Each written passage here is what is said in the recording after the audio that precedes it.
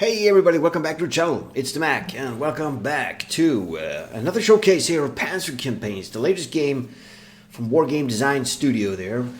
Panzer Campaigns Philippines 44. So a Pacific Front title here from the almighty Panzer Campaign series, which I've showcased a lot on this channel. And I want to say thank you very much to Wargame Design for giving me this copy of the game to show you guys a bit what's going on in it. So I just actually received it quite recently because it's just been released. But I've, had a look at it, and it's looking really badass, man. Wow, so much content in this title. It's nuts. So much stuff. And it's actually, as I've said before, the Pacific theater is not my forte, so I'm not an expert on it. People from America will certainly be way more expert on it, because it was overall a American crusade to defeat the Japanese there, even though there were the British were there as well, and other minor nations as well, but mostly an American operation. Right, so this is what it looks like when you fire it up. It's sort of standard for all the Panzer Campaign titles. You should know it by now if you've been following my videos. Yeah, it looks really great, man. So this has the latest patches and stuff they've added to the games now in the latest times. The updates, it's all implemented here on this title. Yeah, we're gonna have a look at the game and stuff. We're gonna be looking at the shitloads of documentation that comes with this game. I love it. It's great. So much stuff. And many scenarios, man. A lot, and a lot has actually also been scripted for solo play. I mean, human player. Many are on the Allied side, but there's some Japanese as well, and there's many that you can actually play on both sides, which is pretty cool. So it's going to be fun to dive into this and learn a bit more about this crusade here. So let's just start off by looking at the mighty notes, man. And this time, it's 157 pages long, man. I think this is the biggest designer notes I've seen so far. I mean, wow, there's so much content here. It's nuts. You can actually download this, of course, from the pages from the website there, Wargame Design Studios. You can have a read yourself before you actually buy the game. I like that they've done that. You can download many of those documentations. Comes with the game to get yourself familiar and reads and stuff, and to get yourself intrigued of actually getting the game. So that's really good. Anyways, table of contents. Yeah, it's huge, man. There's so much stuff here. So it starts off with an introduction and why they made it, and the work that's being going into it, and these scenarios, and I mean, there was a lot of units. I mean, especially Japanese must have been pretty hard to find all the OOBs, and because they were sort of in 1944 they were on the losing streak, and units were. I mean, they were all over the place, and they transferred forces here and there, and I mean, it must have been sort of a pretty mixed up units and formations, and people were just sent to these islands to defend. Lots of people were just recruited and sent there, and they had to fight and defend the Japanese Empire, so to speak. So I mean, it must have been a big influx of soldiers from all over the place, and so it must have been hard to keep track of all the organizations and the divisions and army groups and all that. And then you had the Navy and the Air Force. I mean, there's lots. So they go on about that, talking about the different units and stuff. I mean, it's all good information here. And then they go on to the later campaign. So yeah, we're going to look at that as well, what this is actually all about. Because this is General MacArthur there. When the Japanese Empire was expanding there in 41, 42, I mean, aggressively, there was American bases and armies and soldiers and stuff on the Philippines to train the army there, to sort of get them ready to defend themselves for the Japanese. And there was actually quite a lot of forces there, but they I guess they were not really prepared for that huge onslaught that the Japanese had at the time, and they had a lot of soldiers, and they were battle hardened from the Chinese campaign and stuff. I mean, they were battle tested, man. Many of the units in the Philippines weren't battle tested. They hadn't, and they were sort of green troops, and they were trained, and they hadn't really seen real action, real carnage and destruction as the Japanese had, and. As we know, the Japanese were also very fanatical and stuff. But this is a famous picture here of General MacArthur as he comes back, because he had to actually flee and abandon the Philippines with what army he had left. I mean, there was a huge prisoners of wars in the Philippines. The Japanese captured a lot of troops. I think somewhere like 300,000, and that's the Philippines included as well, and Allied soldiers and stuff. It was a really bad defeat. It was terrible, and this picture is when he returns, to reconquer the islands and take it back and kick out the Japanese. So it's sort of a very famous picture there. Yeah, and the amount of firepower and the might of the American army in the late '44. I mean, it was insane, huge, and the fleet, the navy was just massive, man. They had so many aircraft carriers and battleships, and I mean, they had a lot of stuff. And the Japanese navy was just a former shell of the power it used to be. It had already been defeated there in those big Battle of Midway and all them battles, and they were reduced to just not that great. I mean, they were suicidal basically, just to do anything versus the you all know about the kamikaze planes and all that. Anyway, right, so it goes on about that, talks about map notes and stuff, and they have the Allied forces. Lots of divisions taking part in this, lots of famous divisions, and lots of pretty badass fighting going on. It goes about the air forces. They had huge superiority in air force, the Allies, and some really good planes as well at this stage of the war. So it was kind of big area to actually take over there. I mean, the logistics must have been nuts during this time, with so many soldiers and ships and everything involved. It was just a massive undertaking. So they have the Japanese air forces as well. They did have some, to fend themselves off. And designer notes. I'm trying to get to the. Here we go. This is good. I mean, big chunk of the notes is dedicated to all the scenarios in great detail, which is just great. This is what you want. And they're written in the sense that you will follow the war, chronological order, which is also great. And they have some designer notes for the bigger campaigns, what to think about and what to, consider and stuff. So it's very well written. It goes on and on and on and on. I mean, there is so much documentation here. I guess the best way to play the game is actually sit down and start reading the designer notes, and then just play the scenarios as you progress through here. You'll probably get the best experience of it, because there's a lot of history in this as well. They take a lot of detailed accounts and telling you what divisions did and how they advanced and what it was. I mean, look at all this. I mean, it's just... Here's some story as well, just goes on. I mean, the amount of research that went into this, it's insane. And it's just great, man. For all us die-hard war gamers, man, this is a dream come true. There's so much stuff here. And if you, like me, not very familiar with the operation, just, the broad knowledge of it, you will get some really good detailed reading here. It's just fascinating. It's really good. Really recommend that. One of the best designer notes I've seen so far, and they just keep getting better. What else do you get in there? You get the Mighty Manual. We've seen that a couple of times. They have the documentation regarding the head-to-head victory conditions, because some scenarios are actually scripted that you could have to do a calculation of if you're playing human versus human to see what kind of victory level you get. And it's all here.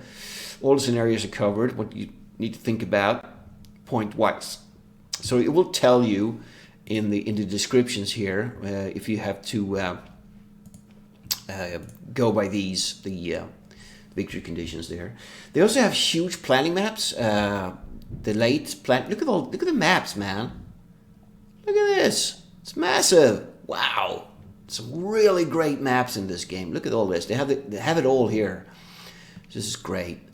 This should be. Where's Manila? Is this the one? Is this the correct one? As you can see, my knowledge is not the. Is this the one? Wasn't it here that they had to escape? Let's see if I can look at this map here instead. Look at the size of this thing, man. So this is the Luzon. Yeah, here's Manila. Can I zoom in? Wow. See if my old graphic card can comprehend this. Yeah, there's Manila. I think the Allies were. This is where they were actually. They made a last stand back in '42 there, and they had to, got defeated, and MacArthur escaped. And Manila was declared an open city, I think, and the Japanese just strolled in there and captured it, and they were really bad. If you think, I mean, a lot. Usually during World War II, the Nazis, of course, and were in the spotlight of being the cruelest people there. They really, they killed all the Jews, and they were exterminating people in concentration camps and stuff. It was really, really bad. But the Japanese, man, they were just as bad. They had some pretty vicious POW camps, and they forced marched people to death, and they killed people for sport, and they had many torture methods, and they just killed off so many people. So they were not that great as well. So basically all the Axis powers were treating everybody like crap, basically. And in the Allies, okay, we have Russia, Soviet Union in the Allies. They were treating people pretty bad as well. I guess only the British and the Americans were actually treating people fair and square. Right, what else do you get? You get a scenario list. This is great. Really good. An overview of all the scenarios in the game. And wow, look at this. There's quite a lot. And it tells you here, it's like a quick format for you to have a look at what you want to play, how their script is. So this one here first, the 7th Division Strive to Bahrain is solo. It's meant to be played as solo and allied side. This is a head-to-head, so they have a head-to-head version. Both allied, so it's explained, both axes there. So it's actually explained in the bottom here. What they mean by that. So if it is, let's see here, both solo, allied intended only for solo play, human allied play. Yeah, both can be played solo as either side or head to head. So that's great. Can be played solo, allies only. So if it says both and a nation, like here, both allied, it means that it should be played allied only or head-to-head game there. So so I guess they should have did I just misinterpret that? It says both allied. They should have one that just says both then, I guess. Maybe not. Maybe I'm reading this wrong here. Let's see. Both, yeah, okay, so there are different colors there. Both can be played solo on either side. If they are orange and pink, can be played solo, allies only. Okay, can be played, and if they're blue, axis only. Okay, are there any blue? Yeah, here's one. The Battle of Bezing Pass. That's pretty cool. So you can play one as Japanese. Maybe there are not that many. Here's one, actually, yeah. Battle of the Airfields. There's 2 more. So there's a couple scripted for the Japanese as well. It's pretty cool. Head-to-head, there's a few. Yeah, so this is good. Good overview there for all the stuff. And they have this, which they've had in some titles as well. The situation maps. Wow, this is actually giving you the whole. This is more of the historical take on it. So this tells you how it all started, how they planned the attack, which islands they were prioritizing, where to go, and it just sort of goes on here now. So it's prelude to the invasion there. Then they have the late invasion preparations. 17. So this is the first island they decided to invade or take back. So it tells you here The Allied forces, naval forces arrived on October the 17th to perform the pre-invasion airstrikes and naval bombardments of the northeast coast of the Leyte Islands. And then Japanese was caught by surprise, so they sent reinforcements. And then the U.S. 6th Army goal was to land and move inland to seize the airfields near Toclaban and Dulag. So Toclaban is here and Dulag there, yeah. So this is really cool. They have that. It's a 2-day operation there. And then they have the continuation here. The invasion and expansion of the bridgeheads and moving inland, and the fighting tells you all about that. And they have the stalemate, the 1st to the 20th of November. Yeah, so the Japanese put up some pretty stiff resistance. Once the Allies came inland, it was getting tougher and tougher. And then they have the finale, the 21st November to 23rd December there. So the mopping up and the last destruction of the enemy there. And then they have the Mindoro operation. They advanced into that island there. It goes on to Luzon invasion, the Japanese dispositions. Yeah, so this was they saved the best for last, I guess, with the fight here. And it goes on. There's lots of stuff here, man. Yeah, the invasion expansions came in there. And they sort of went in here as well. And there, it has 3 different landings here, and the subsequent capture of the whole thing. Shimbo Group Part 1. Okay, so there's a fight there around Manila. Japanese were holed up in the mountains. And what's this? Shimbo Group Part 2. Okay, so they kept going there. Yeah, they didn't give up without a fight for sure. And yeah, so it's, man, look at all this. So much. Wow. So it's all covered here. Great stuff. So those are basically the most important documentation that comes with the game. And in the game itself, it goes there. So it starts off with the big one. Look at that. 637 turns, man. The whole operation there. What does it say on the, let's see, the first scenario. Where's the scenario? Scenario list there, yeah. So it's, definitely meant to play head-to-head. 637 turns. That would be a nightmare to script the AI for that. But it's head-to-head. Pretty cool. We could fire that up and just see how it looks. We just put both in manual there and see how it looks. So this is the massive one, man. So this is the whole battle map here. So the 637 turns, man, on this map only. So here they have arrived with the battle fleet and the pre-bombardments, and these are the Japanese defenses there. And then subsequently all the reinforcements would come in. The Japanese would get reinforcements as well. I think they came through here. And they have all these prepared trench systems and bunkers there. And even more all over the island here. Maybe they would pop up. Who goes first? The Allies, yeah. So they're going to get... Yeah, look at all this arriving here. First turn. There will be popping up engineers and clearing teams and assault groups here. And you have airstrikes, bomb and destroy these. These are all pillboxes probably. Actually, that's a pillbox there.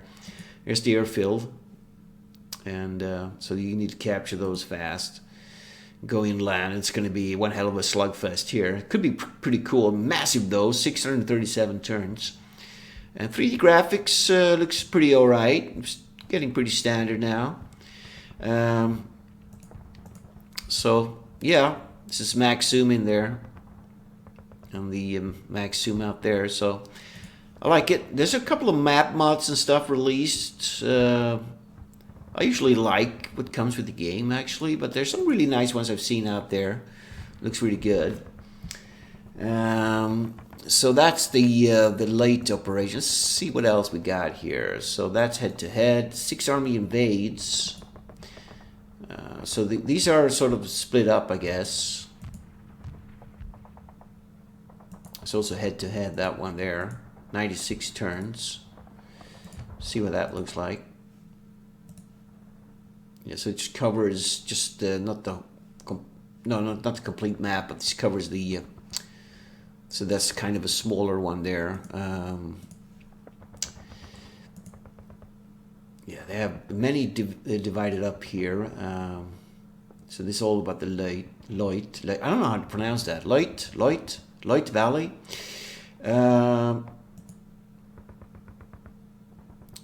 Got Shoestring Ridge. Battle of the Airfields.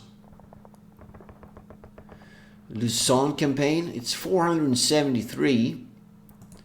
So have a look at that. That's a big map. It's loading. Early termination. All right. So yeah. Wow. Look at this. It's pretty big. Where's the jump map here? Yeah, this one's huge, man. This one's even bigger. This is a massive map here. Look at all this. There's quite a few Japanese forces here, man.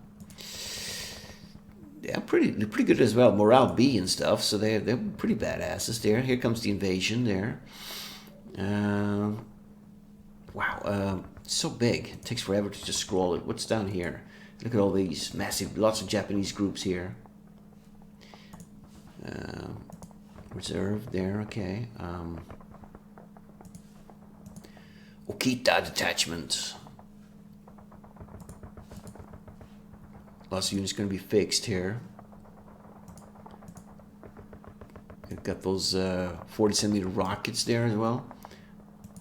What are these guys? Guerrillas.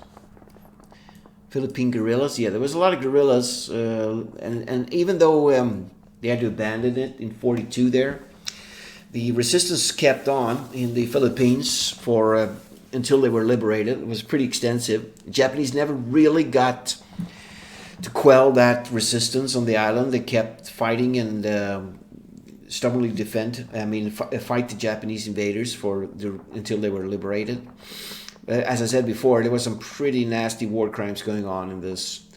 The Japanese were not known to be friendly when they captured people and stuff. They treated everybody pretty bad. So, what's all this? Okay, look at this. It's got different colors here. Yeah. So there's a lot to read up on this, but looks really good. I must say, it's pretty amazing. So yeah, probably going to be playing something from this. If you guys want to see something specific, give me a write in the comments there if anything fancies you. There's lots to do here. It would be fun to maybe try out one of these. Getting the bridgeheads going, the beaches, fight for the beaches there, and maybe do that airfield battle. 33 turns. Could be something to try out as well. Yeah, so the game comes with a lot of stuff. So I'm going to do a let's play of this when I have time for it. But so if you see anything, if you thought anything was interesting there, if you want to, I'll definitely play it and post it and stuff. So I do take my recommendations seriously. So I think I'm going to end it for this introductory video of the game here, and I want to thank Wargame Design Studio again for giving me the evaluation copy here to show you guys. And do type in the comments if there's anything you think I missed or anything specific you want to see. I'll pick up on that in my Let's Play of it. Really interesting. So I think this is only like the third title of the Panzer campaigns that are actually in the Pacific. They do have those Japan 45, 46, they're those hypothetical titles, I guess. The invasion of the Japanese mainland there. And they have this. So there's 3 titles now in the Pacific. It's pretty cool. There are some more covered in their Squad Battle series. They have a few titles there covering some. Of course, it's different scale, but still pretty cool. Yeah, so I'm going to end it here, and I will see you in the next one, I guess, and do type and comments and stuff, and like and subscribe, please. There's many of you guys that actually watch my videos, but don't like and subscribe. Please do. It helps me a lot. So, yeah, I'm going to end it here, and I'll see you in the next part. Have a good one. Take care.